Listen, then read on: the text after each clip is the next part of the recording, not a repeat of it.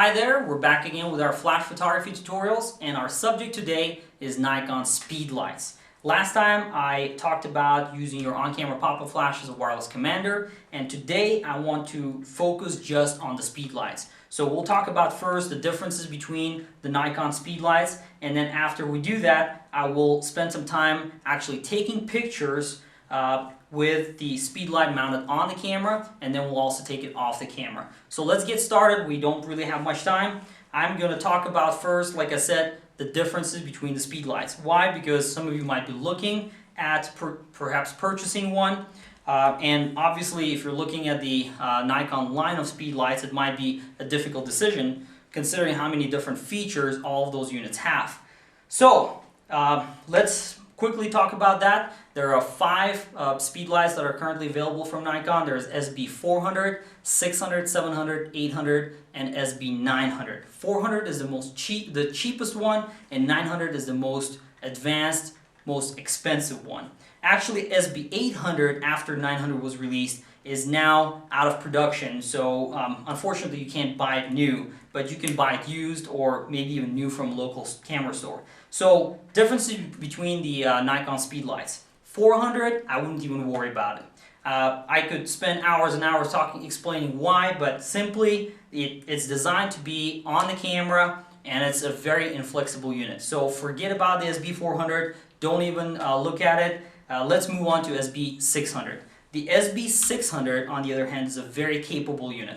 It's first of all allows you to do this, which allows you to bounce the light from off the walls, off ceilings. It's a very capable unit that comes with plenty of features. The most important one is being able to use it as a slave. So if you have an on-camera pop-up flash, just like I explained yesterday in the video, you could use your on-camera pop-up flash as the commander and the SB600 as a remote, or configured as a remote. So SB600 is, I think, around $200. It's a very capable, nice flash if you have budget limitations. Now let's talk about SB700. SB700 is a brand new flash that has just recently been introduced by Nikon, and the SB700, if you look at the differences between SB700 and 600, SB700 allows you to also use it as a commander. While it's a little bit limited in terms of using it as a commander, it's still a very capable flash. I believe Nikon is now shipping them. December 10th, I think, was the date for shipping SB700, but it's a very nice flash that also can be used on top of the camera, off the camera, in various configurations. SB800 is the one that I personally love. It's a very good flash that I've been using for many years.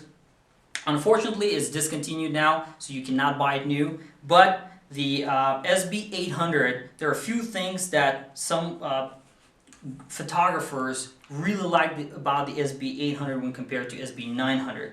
The 900, the most expensive and top-of-the-line flash that replaced the 800, has a lot more features than the 800, but the biggest problem that it has is the temperature warning. Basically, if you're using the flash a lot, when it starts overheating, it will turn off and you cannot use it anymore. So for critical applications, I know that a lot of photographers prefer SB800 more than the SB900. I personally don't abuse my flashes that much, so I like the SB900 better. One thing that I really love about the SB900 and 700 is this feature right here, the dial. On the SB800 and 600, if you wanted to switch from slave or from normal mode to slave or master, you have to go into the menu, hold down the button, and it's just something that takes a lot of time. With the SB900 and 700, if you want to switch over to slave, all you have to do is rotate the dial and you're in a slave mode. If you want to switch it to master, rotate the dial and you're in master mode. So it's a very simple operation, and it's a really nice unit. So which one would I recommend out of the all the flashes that I just talked about? 600, 700, 800, 900 are all very capable, very nice units. And being very nice flashes, all depends on your budget. So if you cannot afford buying, if you can afford it, buy the SB900. Again, it gives you lots of options. It can zoom in and out. It has this really nice capability to use gels on the flash, and then the flash will actually is smart enough to understand that there's a gel which will automatically correct your white balance. There's all these extra things that come with these flashes, and I really like those features. So SB900, 800 is what I personally use. If you can buy these are top of the line, very nice flashes. If not, if you're just doing one Speedlight, then SB600 is probably a very good flash to start with. Then the next step up is the SB700. So that's basically the difference. I could sit and talk here for hours and hours just on each individual flash unit, but we're not going to do that. We're going to save our time to actually start using the flash. So let's now mount the flash on top of the camera, the default configuration that many photographers would use in an indoor environment. Alright, so far we've been talking about using your on-camera pop-up flash as a wireless commander and then setting up your Speedlight as a slave. And now I want to take some real pictures to show you the difference between different types of setups and the difference between your on-camera pop-up flash and the Speedlight.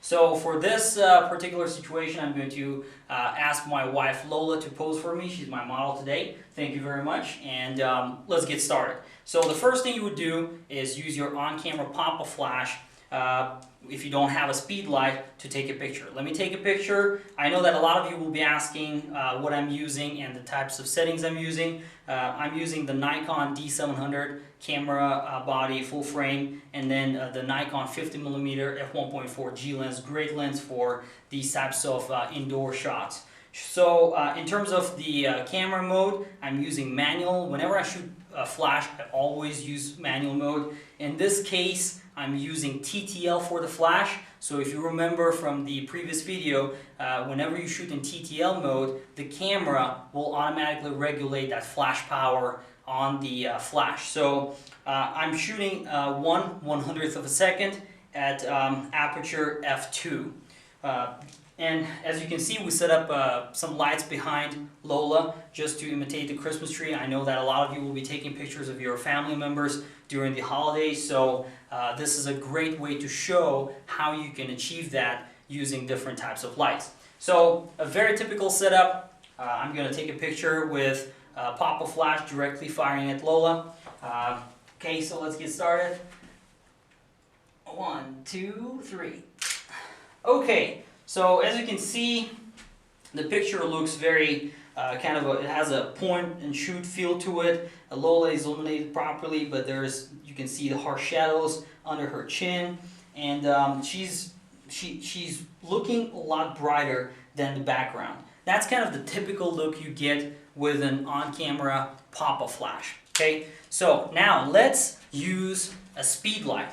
I'm using the Nikon SB900 for this exercise, and I'm going to set it up on top of the camera just like you would normally set it up.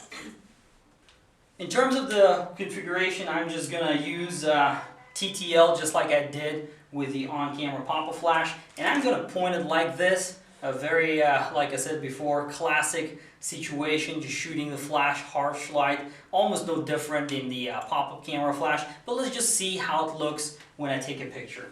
Okay, one more time. 1, 2, 3. Okay, so let's look at the previous picture and this one. Almost no difference, maybe just a slight difference in terms of the overall kind of a quality of light, but again, it's still the same. The pictures look almost exactly the same if you kind of evaluate the entire picture. Still, Lola is getting the light, and there is under her chin you can see lots of shadows, and it's not a very pretty picture. So let's take another picture. This time, what I'm going to do, it's a very simple trick, but this is what the Speedlights are good for. Whenever you mount them on top of the camera like this, you can simply tilt the head up. What this will do is when I fire that flash, it will reflect off the ceiling back into the room and illuminate this Lola much better, hopefully this time. So let's take another picture, see what kind of difference it's going to make. Okay. Alright. Now, wow, look at that difference. The picture before and after. I mean, the entire room this time is lit. Lola doesn't, the shadows under Lola's chin are much softer, and overall the image is just so much improved. Why is this? Once again, we're spreading the light on that ceiling and off of that ceiling, and it's basically illuminating the entire room. That's why the background now looks more natural. So, with this in mind, let's try something different. In various situations, and you will run into this, if you're just at your house or at a friend's house, somebody might have ceilings that are very high. In those cases, you might have some challenges shooting like this. So what you can do in those situations is you can actually use pretty much any white area, whether it's a wall or a sheet, to reflect off of that surface back to your subject. So what I'm going to do this time is I'm going to use this wall right here. Although there's a picture here, I'm actually going to stand just a little bit back and then fire it to the left side of the frame so that I can get some light from the left. Let's see what happens this time. Okay, one, two, three. There we go. All right, so just as an example, and this is probably not a very good example because I actually had to move a little bit, and you can see some whiteness on that wall, and that's just something you have to watch out for. Whenever you reflect off of the wall, try not to point your camera to that same wall, okay? So that was my mistake in that shot. Now, the great thing about these flashes is that they let you, you can basically turn it back, so I could basically shoot, if the subject is in front of me, I could take a picture like this, which would fire behind me and then reflect off that wall onto the subject. There are many different ways you can take a picture. So let's this time try that same picture, except I'm going to move just a little bit to the left, not to include the wall.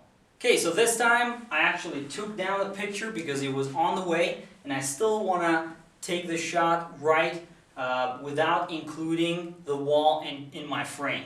So let's see what we can get by bouncing the light off of the wall here on the left side. I'm going to use a different angle this time and not include the wall. So let's see what happens. Okay, 1, 2, 3.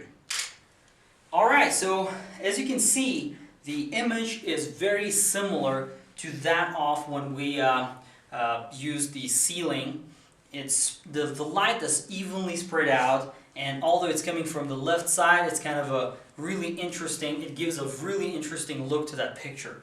And I really like this too, so this is just one way, this is just another way for you to take pictures. So if you can't use the ceilings, use the walls. The one thing that you need to make sure though is that the walls and the ceilings have to be white.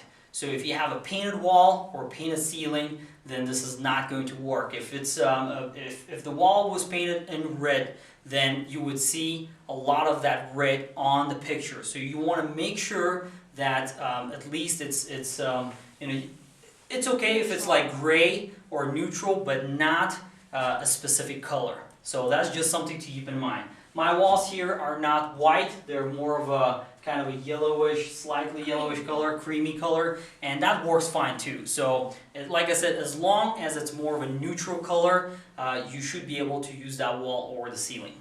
Okay, so that was just an example of using the Speedlight to bounce the light off the walls and ceilings. In terms of the configuration, I'm still using TTL, and this is the nice thing about the Nikon Speedlights and the Nikon Creative Lighting System, is that you can fully rely on that TTL. Now, if I took that picture and Lola came out overexposed, the nice thing about these cameras and the CLS system is that I can simply, on the camera without even touching the flash, I can go into and press this button on the side and dial the flash exposure compensation. So if she came out overexposed, I could press that button and dial -1, try taking a picture, and then if it's still overexposed, I can dial even more. Now if she was underexposed, then I could actually increase the flash compensation, basically telling my flash to fire more power. So that's kind of the nice thing about TTL, is that you really don't have to mess with the manual flash exposure and then setting up all these things one by one. The camera and the flash will work together, and that's how shooting at 1/100th of a second f2, no matter, even if I change my shutter speed right now to 1/10th of a second, my image will still look perfectly fine. Let me demonstrate that. I'm going to bounce it off the wall, or off the ceiling this time, and I'm going to just decrease my shutter speed to 1/20th of a second, still f2. Let's see what we can get. Okay, 1, 2, 3. There we go. So compare this image now to the previous image at 1/100th of a second. As you can see, there's almost no difference. There are a few things to keep in mind though, and I will talk about this in a second, specifically about the shutter speed. That in low light situations, shutter speed does play a huge role. But in this type of a shot, as you saw, the flash fired, and even though I changed my settings, the image still looks normal, not overexposed or underexposed. Alright, so that's the basic way of taking a picture using a Speedlight. We bounce it off the walls, off the ceilings, and as you can see, I'm heavily relying on the Nikon TTL system. It works great for most situations. And as I said before, just dialing the flash exposure compensation minus or plus will give you more options to balance that image and make sure that the flash is, the amount of flash that's fired on your subject is good. So now, let me just give you kind of a heads up. In our upcoming videos, I will go through setting up flash and the camera in manual mode to get consistent results. And that's kind of the thing with using, I would highly recommend learning how to use flash and camera in full manual mode. Because when I'm taking pictures right now, if the camera reading is different, I might get a slightly different exposure. So if I'm taking 5 pictures in a row, one picture might look slightly different than another, depending on how the camera thinks, or how much power the camera thinks the flash should fire. So that's where being able to use your camera in full manual mode gives you an advantage. So let's now go over using your Speedlight in an off-camera setup. Alright, so that's the basic way of taking a picture using your on-camera or your Speedlight. So we basically bounce the light off the ceiling, we bounce the light off the wall. Like I said before, any white surface area works great, and you can actually get really creative with these flashes. The nice thing about using the more expensive Nikon Speedlights is that they give you plenty of options to modify the light. Let me just talk about this very quickly. In my hands, I'm holding the Nikon SB900 Speedlight, and this comes with a feature. This is called a white card, to let you bounce that light off the white card. Why would you want to use something like this? Imagine you're in a situation where you're in a gym, or in an area where the ceilings are very high, or maybe not, or dark in color. What would you be able to do? You cannot bounce it off the ceiling, and let's say the walls are not closed or they're of different color. There are multiple situations where you might come up, or where you will have to come up with alternate options to take a picture. In this case, using a white card is a very simple way to achieve kind of a better look than firing direct flash like this. So instead of bouncing the light off of the ceiling or a large area, the light basically gets bounced off the card, and then what happens is when the light fires, or when the flash fires, it will bounce off directly on your subject. So let's try taking a picture just to see what kind of a look we can get with this setup. Okay, one more time. Okay, 1, 2, 3. Okay, not bad. You know, obviously not as good as the previous picture, because if you look at the hair, there's plenty of gloss in there and reflection, and that's what you get with flash that's fired directly. Again, even though it's bouncing off the white card, it's still more or less kind of a diffused light that's hitting the subject directly. Now, there's one way that you can actually make this work a little better. I personally have done this in the past and it works great. You can actually buy some accessories that do this, but a very simple way is to use like a letter size paper, maybe cut it in half, and just wrap around the flash just like this. And then you can maybe use scotch tape or something just to hold it. And what that will do, as long as the area that the light is getting reflected from is larger, you are going to get a much softer light. So if you have to be in an environment where if you are in an environment where you cannot use the walls or the ceilings to reflect, then that works perfectly fine. Okay, so another thing you can do with these flashes, and you know, if I don't want to use this white card, another alternative way to bounce the light is using this plastic cap. This plastic cap comes with a flash unit. It comes with the SB 800, 900, and I believe there's also one included with the SB 600 and 700 as well. But the nice thing about the plastic cap is that you basically just put it on the camera, and what it will do, it's a very simple way to diffuse the light. What will happen is when that flash fires, this top portion will spread the light, and then the plastic around it will kind of spread the light across the room. So you're not just firing the flash up, you're also firing it to the side. Okay, so that's pretty much it with the basics of using the flash on the camera. Now, for those who are wondering, we will go through manual settings going forward. So far, we have only covered kind of TTL automatic pictures. And that's just a way that, again, it's a very simple way to take pictures. Most of the time, the system works very well, but if you're looking for consistent images, so from one shot to another, when the image looks exactly the same, let's say you're in a studio environment, then I would not recommend using TTL, but rather use the flash in manual mode. So the next thing we're going to go through is using your on-camera or your speed light off of the camera.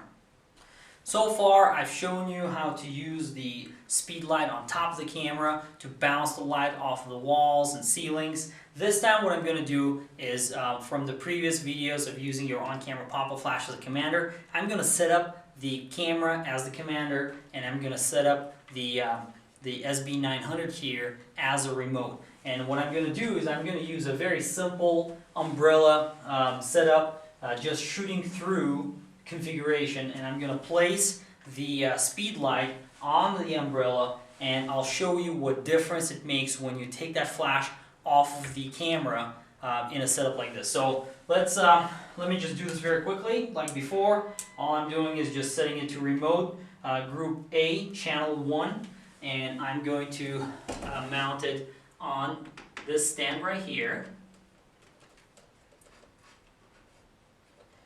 And I will go through, in our future videos, I will go through the type of the equipment that we use. This is a very simple, inexpensive setup that you can, I think altogether was about $50 or $60. So a very simple way to take pictures in a situation like this. So once again, the camera is set to remote. I'm going to go into the flash is set to remote. I'm going to go into the camera custom setting menu and then set the flash control for built-in flash to commander mode. I will set it so that it doesn't fire, so the built-in flash is 2 dashes. Group A is TTL. I'm still going to use TTL. So press OK, and the camera is all set up now. I'm going to turn on the pop-up flash, and once again, 1/100th of a second, f2, same type of a shot. I angled it about 45 degrees. I'm actually going to raise it up just a little bit to get kind of on the same or higher level than Lola, like this. about 45 degrees or so, maybe. Actually, let me angle it just a little more. There we go. Okay, so let's give it a try and see what we can get. Okay, 1, 2, 3. All right, so you heard that flash. That's basically the speed light fired in the slave configuration. The camera also fired just because there's a pre-flash. Now, something you have to watch out for, like I warned you earlier about, whenever you use the on-camera pop-up flash, and if you're using a very small or large aperture and very slow shutter speeds, you might actually, the flash on the pop-up flash might impact your picture. So I'm going to take another picture. For this time, I'm going to stand a little bit back and use f4 instead, and let's see what kind of a picture I can get this time. So one more time. 1, 2, 3. All right, now look at that picture. I mean, earlier I was kind of up close. This time a little bit to the side. Look at the shadows on the face, and especially that light. First of all, it's spread up across the room as well because I'm kind of relatively close to the walls and to the background here. And at the same time, and that's because of the umbrella. Basically, I'm shooting through, and that light is being spread across not only on Lola, but on the back as well. The nice thing about taking your speed light off the camera is that you can really play with different configurations. So if I wanted to take another picture, except this time instead of shooting through just to get another look, I could simply reflect off of that umbrella instead of putting it in a shoot-through configuration and angle it like this, and just to get kind of a different look. I could place it closer, further away. Again, I'm relying on the TTL system. Let's just see what I can get with this in a different configuration. 1, 2, 3. All right, as you can see, the off-camera flash looks completely different. Now the light is kind of hitting from the top, and it looks much softer. The shadows on the right hand side, obviously this is not a picture that I would post online as a part of my portfolio, because there are lots of different problems, like the right side of the face is not properly lit, and that's where I can get even more creative by adding more speed lights. For example, to get that right side of the face more illuminated, I could place another flash right here and then maybe fire it at the much smaller flash power, just to get a more even kind of a look on her face. So that's kind of the nice thing about these, and you could play with this. I could place it on the other side to take a different picture. Lots of different options. So that's just something to keep in mind. Once again, there's nothing wrong with using your speed light on the camera. You can certainly get nice pictures, but if you want to get a more professional look and get images, especially if you look at your subject's eyes, if you want to get that reflection and the catch light in your subject's eyes, then umbrellas and soft boxes are going to be the best way to go, because when you reflect off of a large wall or ceiling, and that catch light is not going to look the same, because the eyes are going to be more filled with the white. So by using an umbrella or a soft box, you can really control that and place the catch light in different configurations as well. So that's just something to keep in mind. Once again, play with this. That's the nice thing about speed lights, is that once you have a speed light, you can really use it in an on-camera configuration. You can take it off the camera. You can use multiple speed lights and to get a completely different look. So just play with it, and hopefully, with these upcoming videos that we have, you will learn a lot more about controlling the flash exposure, especially in manual mode. To wrap things up, Today I showed you how you can use your speed light on top of the camera and then off the camera for a completely different look, and how you can bounce the light off the ceilings, walls, and other wide surfaces. The nice thing about owning a speed light is that you can really get creative, and especially if you have one of these more advanced Nikon DSLRs, then you can use the built-in capability to control those flashes and really do all kinds of different configurations like I showed you earlier, with the umbrellas, with soft boxes, and obviously we haven't really spent much time talking about manual exposure and how to control that light, and also using pocket wizard systems for radio control, but we will certainly do that in our upcoming videos. So just something to keep in mind: if you don't have an umbrella or other white area to reflect off of, you can simply take your speed light and in a slave configuration, you can use the stand that came with the flash, and then just bounce it, place it somewhere else, bounce it off of a white sheet, bounce it off of just a regular maybe bed sheet. You know, you can do all kinds of stuff with these. So just try taking it off the camera and try taking some pictures. I'm sure you will love the results. So that's basically it for today, and like I said before, lots of more stuff to cover. We will, on our next video, I will go over using umbrellas and the types of umbrellas that I personally recommend, and then after that we'll go into more gear like the radio control, the type of control remote units, and other things. So stay tuned, more information coming, and if you have any questions, like I've said before, please let us know, and Lowell and I will do our best to answer them as soon as we can. Thank you very much.